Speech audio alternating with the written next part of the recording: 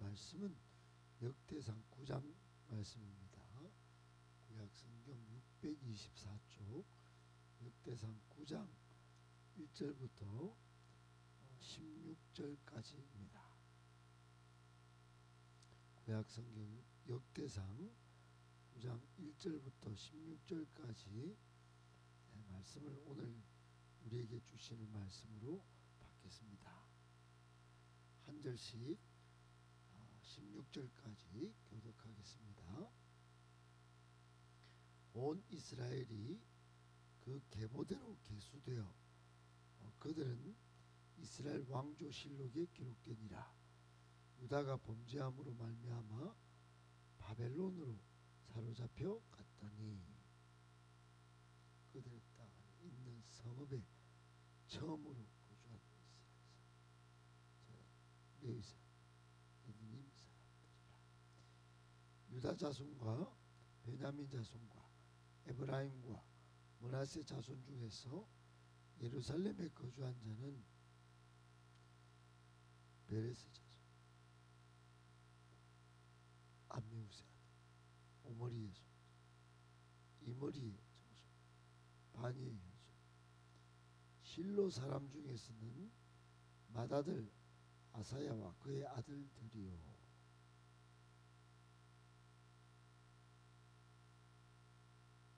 베냐민 자손 중에서는 하스누아의 정손 호다위아의 손자 무술렘의 아들 살루요.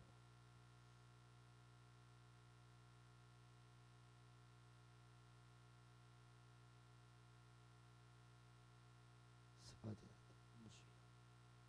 또 그의 형제들이라. 그들의 계보대로 계수하면 956명이니 다 종족의 가문의 우두머리들이더라.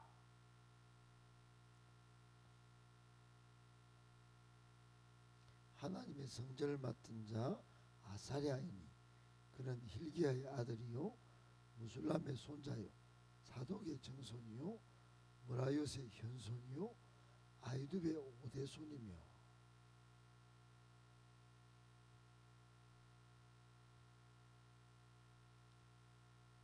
또 마세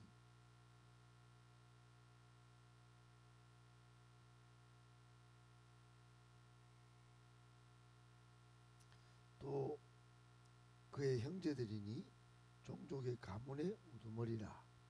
하나님의 성전의 임무를 수행할 힘 있는 자는 모두 1760명이더라.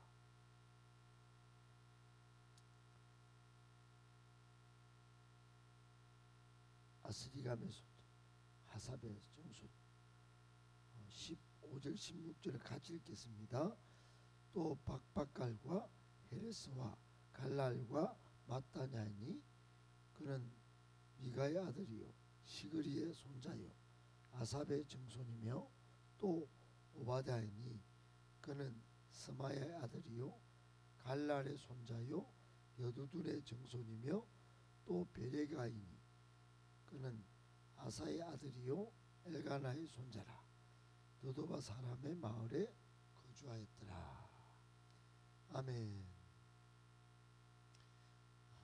하나님께서 여러분 오늘도 은혜 충만 또 믿음 충만 성령 충만하게 하여 주시기를 예수님의 이름으로 축복합니다. 아멘. 오늘 본문에 우리를 향한 교훈의 말씀 세 가지를 받고 적용하며 기도하겠습니다. 첫 번째, 하나님을 떠나 범죄함으로 불행하게 됩니다. 하나님을 떠나 범죄함으로 불행하게 됩니다. 여러분 우리는 하나님께 붙어 있어야 그나마 좀 무능하고 또 모자라도 하나님께 또 붙잡혀 쓰임 받는 그런 영광을 얻게 됩니다. 그러나 하나님을 떠나면 항상 불행이 거기에서 싹 트는 것입니다. 오늘 1절에 어떤 이야기가 있죠? 온 이스라엘이 그대로 계수가 되었는데, 왕조실록에 기록이 되었는데, 그만 유다 그 야곱 12지파로부터 바벨론 포로까지 쭉 계보가 기록되었는데, 지파별로요, 또 거주지별로 기록이 되었는데, 그러나 바벨론의 포로로 잡혀간 그런 내용이 나옵니다. 바벨론의 포로로 잡혀간 내용이 나옵니다. 이스라엘 역사 중에 아마도 이집트의 노예로 잡혀간 이후 가장 불행한 역사를 꼽으라면 바벨론 포로로 잡혀간 이 내용일 것입니다. 짧게 기록이 됐지만 바벨론 포로로 잡혀간 이 내용이 여기에 들어간 것은 굉장히 좋지 않은 그런 기록인데, 역사 속에서 깨달을 것이 있기 때문에 하나님이 이 내용을 넣었을 것입니다. 그런데 바벨론 포로에 왜 잡혀갔을까요? 이유도 1절에 기록이 되어 있습니다. 유다가 범죄함으로. 유다가 범죄했습니다. 하나님을 떠나 범죄했기 때문에 바벨론의 포로로 잡혀간 이 불행한, 이 안 좋은 기록이 남겨져 어떤 것입니다. 여러분, 그동안 하나님이 은혜를 주시고 복을 주신 그 하나님을 버리고 하나님을 떠나서 자기의 소견대로 또 우상을 섬기면서 유다가 범죄했습니다. 결국 유다가 바벨론의 포로로 잡혀갔죠. 여러분, 유다 하면, 유다 족속 하면 이스라엘을 총칭하는 대표적인 지파입니다. 유다 민족은, 이스라엘은 어떤 족속이죠? 여러분, 하나님의 말씀을 받고 율법을 가졌던 온 세계 민족 가운데 이런 민족은 없었습니다. 하나님의 말씀을 받은, 직접 율법을 가졌던 족속은 없어요. 그리고 예루살렘 성전을 짓고 성전에서 예배를 드릴 수 있었던 민족이 이스라엘 민족, 즉 유다 족속이에요. 그러나 지금은 오늘 본문에 의하면 망해서 포로 신세가 되었습니다. 참 위대한 하나님의 백성이요, 하나님이 하나님을 섬길 수 있도록 말씀과 성전을 준 특별한 민족인데, 지금은 세상 족속과 비슷하게 포로로 잡혀가는 그런 신세가 되었습니다. 여러분, 우리가 받는 첫 번째 교훈은 뭡니까? 로마서 7장 11절에 보면 죄가 기회를 타서 나를 속이고 그것으로 나를 죽였는지라, 그런 말씀이 있습니다. 여러분, 아무리 계명을 갖고 아무리 율법을 받아도 광명한 천사같이 덤벼드는 악한 마귀는 기회를 틈타서 우리를 속이고 넘어뜨린다 하는 것입니다. 우리를 죽이는 것이에요.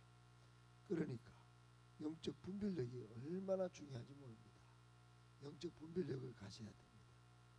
여러분, 영적 분별력을 가져서 성령의 능력, 말씀의 능력을 무장하면 죄를 이깁니다. 지금 유다는 범죄함으로 바벨론으로 포로로 잡혀가게 됐는데, 그렇게 말씀을 잘 갖고 또 성전에서 하나님을 예배해도 우상을 섬기고 자기의 소견을 따라서 하나님을 떠나버리는 영적 무분별한 상황에 빠진 결과가 오늘 이렇게 된 겁니다. 여러분, 죄의 올무에 걸려서 넘어져 우리는 하나님의 징계를 받을 수도 있고, 늘 복을 천대까지 받아 누릴 수도 있습니다.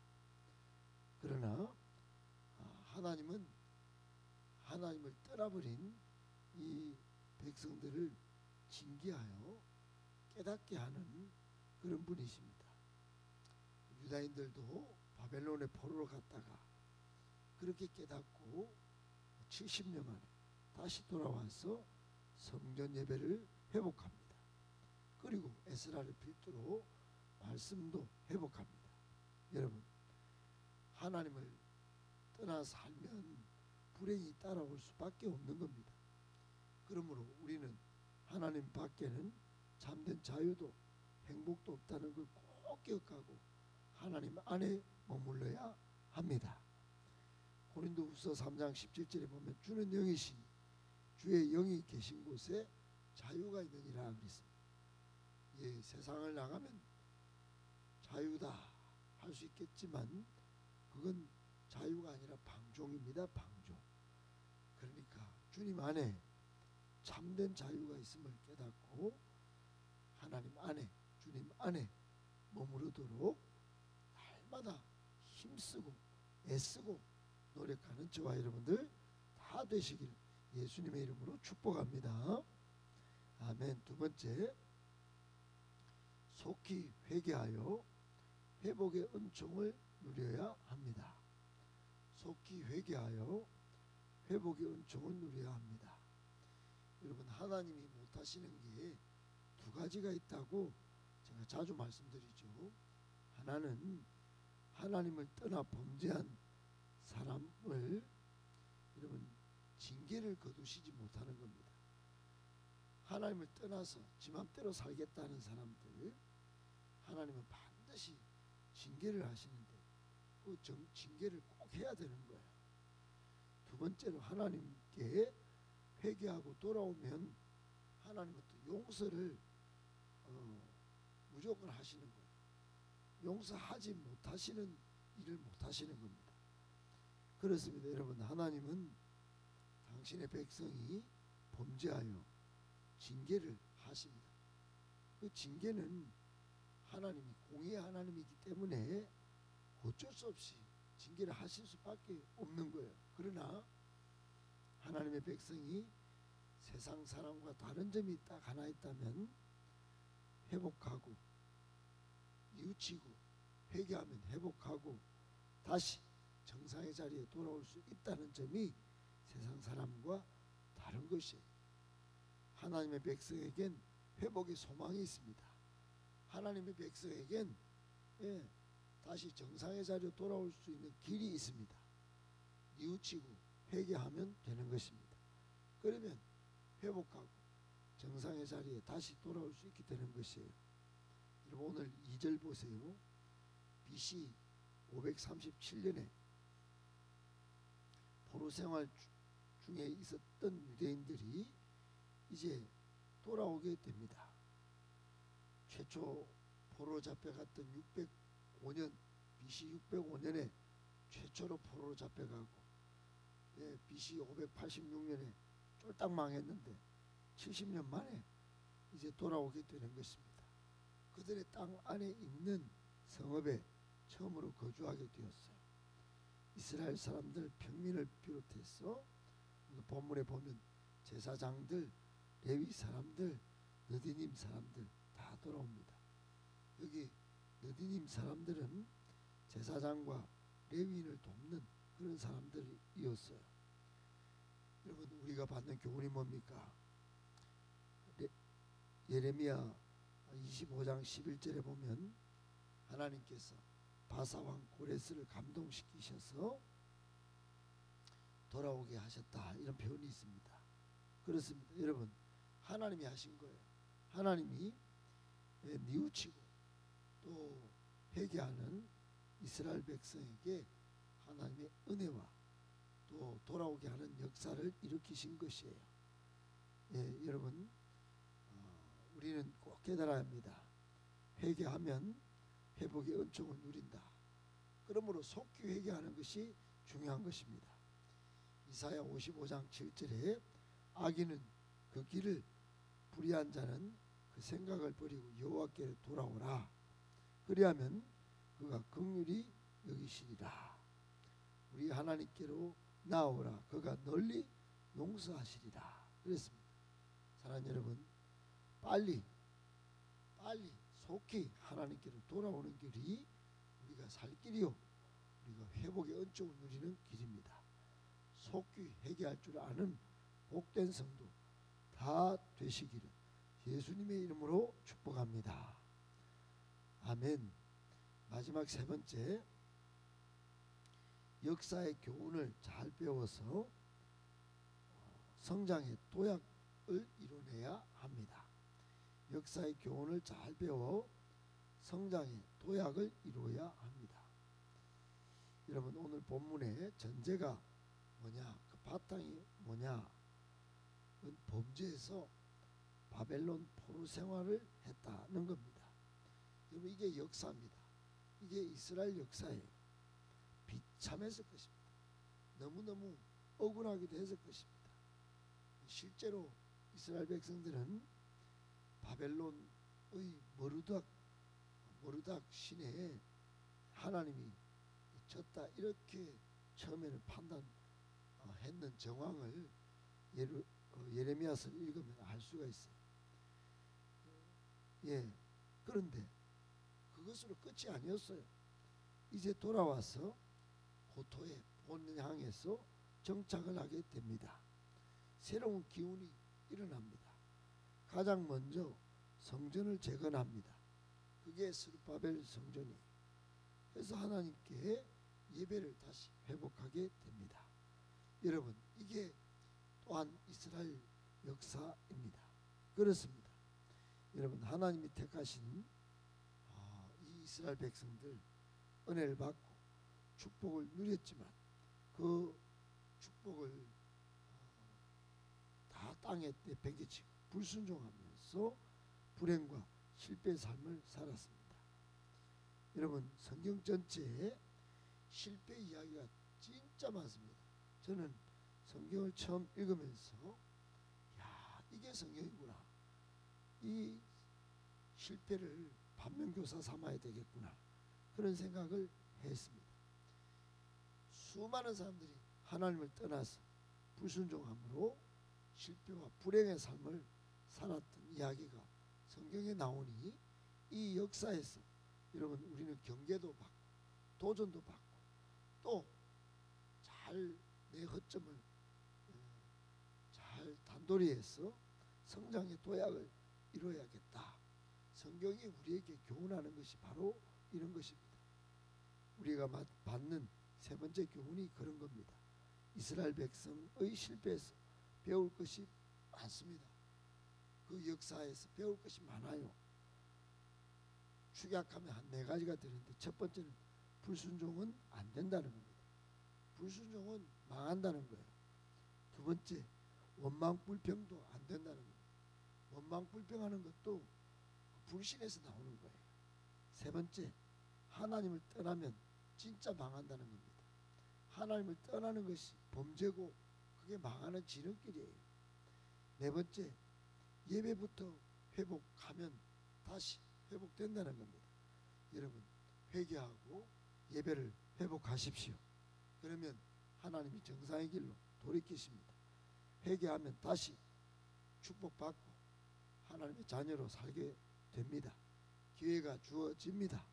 성장할 수 있습니다. 꼭 기억하셨어요. 이스라엘 역사의 이 교훈을 잘 배워서 반면교사 삼고 성장의 도약을 이뤄내는 정말로 믿음의 사람들, 복된 사람들 다 되시기를 예수님의 이름으로 축복합니다. 축복합니다. 아멘.